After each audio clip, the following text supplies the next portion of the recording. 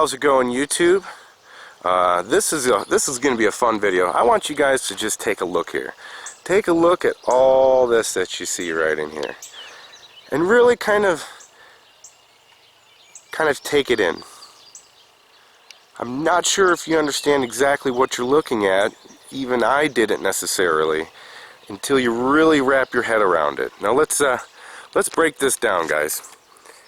This right here is a fence. This is the corner of my property. It goes this way and like this. I'm in East Tennessee, and we get decent amount of rain, and in places along fence lines where people don't mow for a long period of time, or you know, the neighbor mows up to the fence here and the neighbor mows over there, you have a bunch of trees, or what some people call brush. Brush and briars and all of that stuff. And I'm going to take you guys in here because this is probably the most productive part of my property. It's hard to, I mean, consistently, year after year after year, these trees right here are actually wild black cherries. Most of them. There's actually something up here that's pretty cool. A wild mulberry. And all of this in here is a bunch of berries. Blackberries. There's a walnut right there, a squirrel planted. I had a bunch of walnuts in my driveway that I was running over, husking them, and he would come over here and plant them over here. And these are all blackberries. Now, I've also inserted some stuff in here. I've got a wild plum here. I've got a few wineberries growing in there. I thought they'd be cool. They're canes, just like blackberry canes. They'll compete with them, and they kind of have. And this wild plum tree spreading. I found this guy just the other day, coming off the roots of this wild plum tree. Now I put an apple in over here, and it's doing okay. It's just a little apple tree. But look at this. Getting bit by these horseflies. Look at these blackberries in here. Full of flowers. Going to be full of fruit here very soon. And also these trees. These trees are going to be loaded with black cherries. And let's go in here. And it's thick. I don't mow in here. Sometimes I'll mow. I actually try to maintain a pathway right here to get down here. But all along this fence, we've got blackberries growing here. Little ones. Next year's blackberries growing here at my feet. And here's some of the black cherry flowers. And these are going to be full of black cherry fruit. I've done videos on these in the past. This is where your main ingredient from your cough syrup comes from, is the black cherry bark. You know, I make tea out of it. Tastes like black cherry Coca-Cola. It's good stuff. Look at this. All along this fence, though. And then there's wild raspberries over here too. Wild grapes. Is this? Yep. Here's a wild raspberry. Look at this. It's already got little fruits growing up on it. Growing all along this fence. And all I've done is just give it its own space. Don't necessarily have to mow it. Don't have to maintain it. Little raspberries growing. Here's next year's raspberries. A bunch of little raspberry canes in here. And I haven't mowed my pathway that I usually maintain. And I'm glad I haven't, because I've got a whole bunch of new stuff popping up in here. I figured I'd come back here before I decide to mow my pathway that I normally do. But here's the best part. Check this out. If I can get in here. Bear with me, guys. Alright. I'm wearing shorts walking through blackberry canes. Trying to be careful. But this tree right here, this little guy, is a native mulberry. Morus rubra, the Latin name for that. And these guys get huge. These guys get really tall, and their mulberries get like an inch long. And if I can bring some of them down to show you.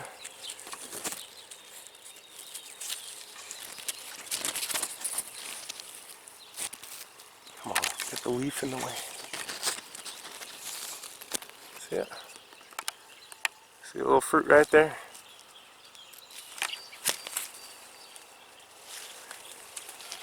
And you can kind of see them up there.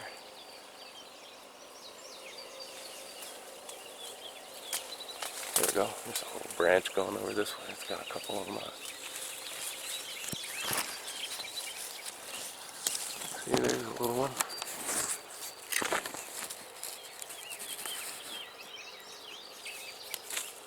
So there's a mulberry growing here.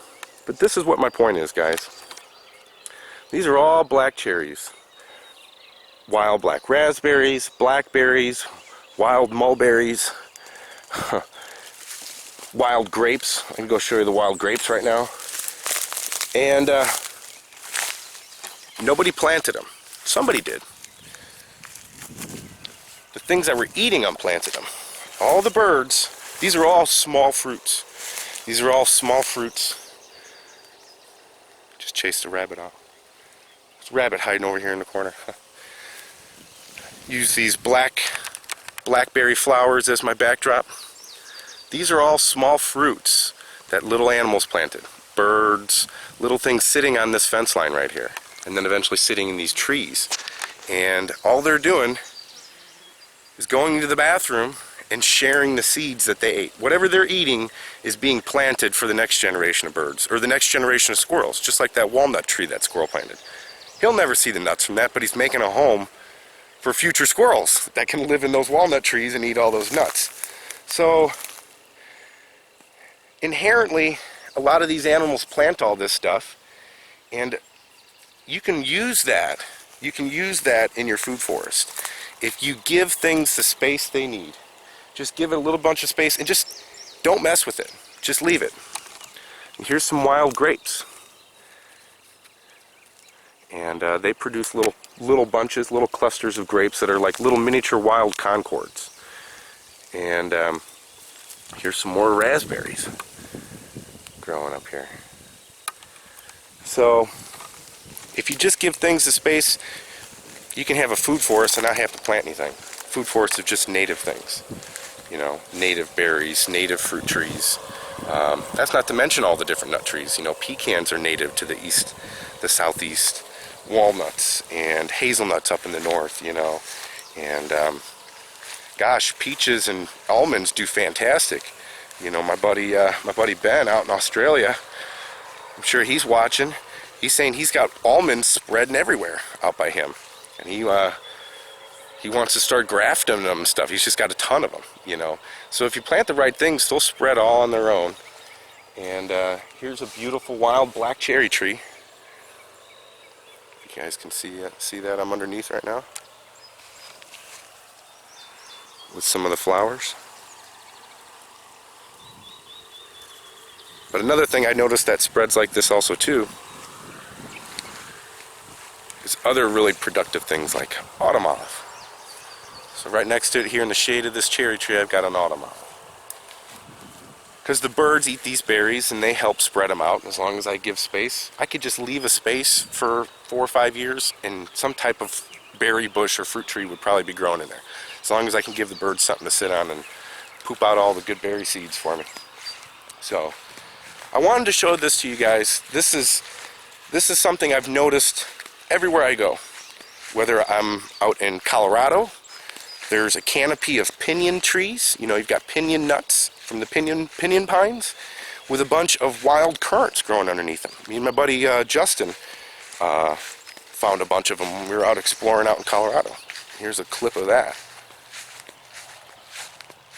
And so yeah, everywhere you go where people just leave it alone, you'll have different types of layers of fruit trees. You know, here on the East Coast we've got all different types. Black cherries, you know, mixed with maple trees, but it just so happens that the black cherries are what's growing over here on my side of the property. And then I've got honeysuckle and blackberries and raspberries and all kinds of good stuff.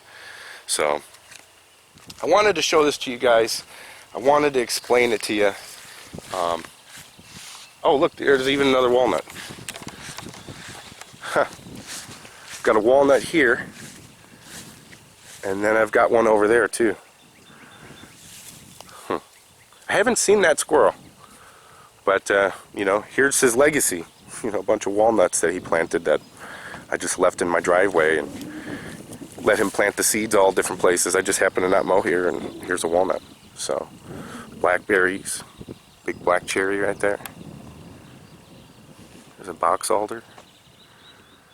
So, just keep this in the back of your mind when you're out exploring and you're driving around, or you're property, or even property that nobody goes to, or even state land. You know, look for these different places. You can always come back and harvest the fruit from there. You know, public parks, or even, you know, if you've got an orchard where the edge of the forest meets the orchard where nobody mows it. You know, maybe see if you can kind of start to create some no zones where a bunch of blackberries will just take over. You know, native wild blackberries.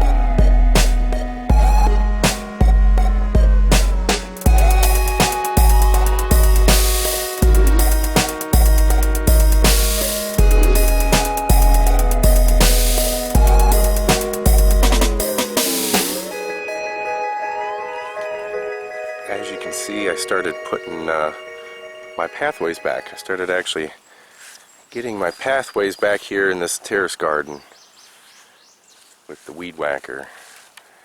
And you can see a nice little pathway right back here towards the trees.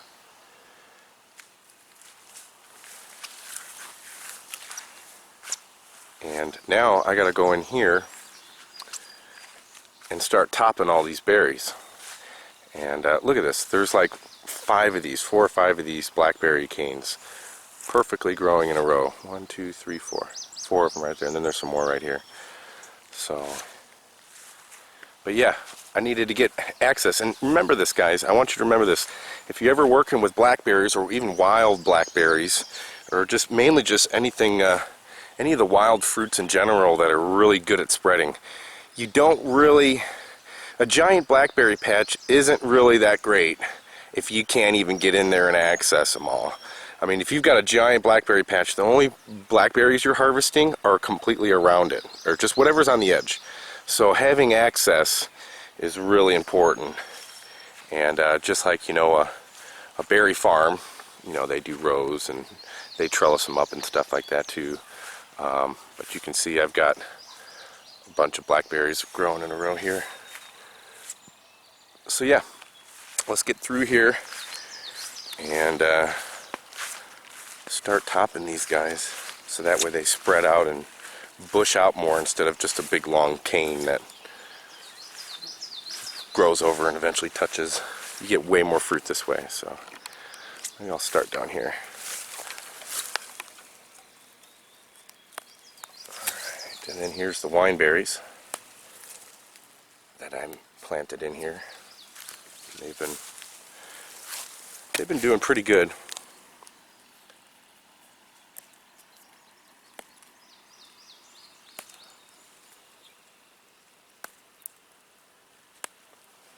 Yeah, they've been doing pretty good. Oh, here's a big one. Another big one. Alright. Let's see. Yeah, got some blackberry canes right here.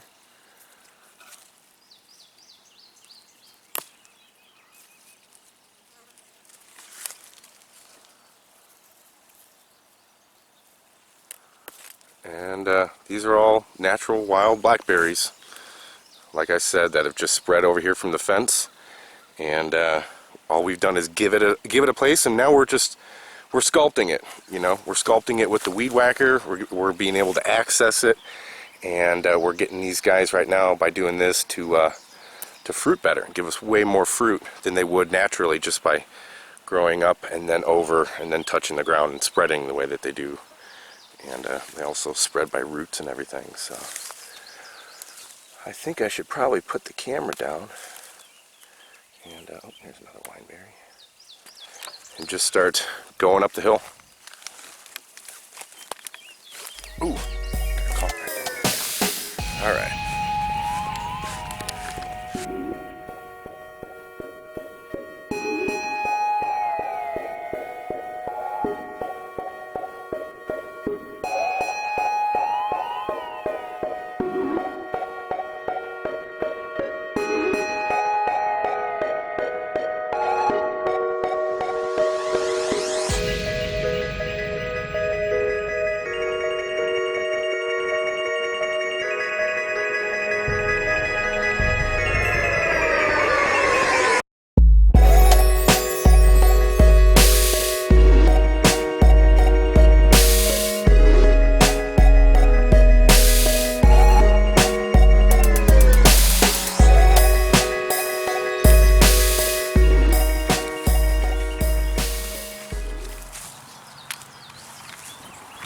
Alright.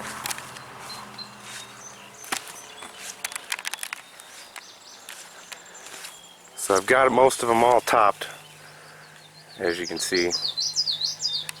These and the wineberries and everything. And I just want to show you, and there's a good bit of fruit on here for this year. And this is without topping them, you know. So thanks for watching, guys. We're just farming nature, trying to take what's already here and using it and giving it the space it needs, and you know, try to involve yourself as least amount as possible. You know, what did they say? Was it 90% observation and 10% actually doing something? So here we go. So sometimes when you let things go, they're pretty productive. And all these little blackberries here. And next year is going to be frickin' sweet. It's going to be awesome. We're going to have a lot of berries out here. So keep you guys posted. See you on the next one.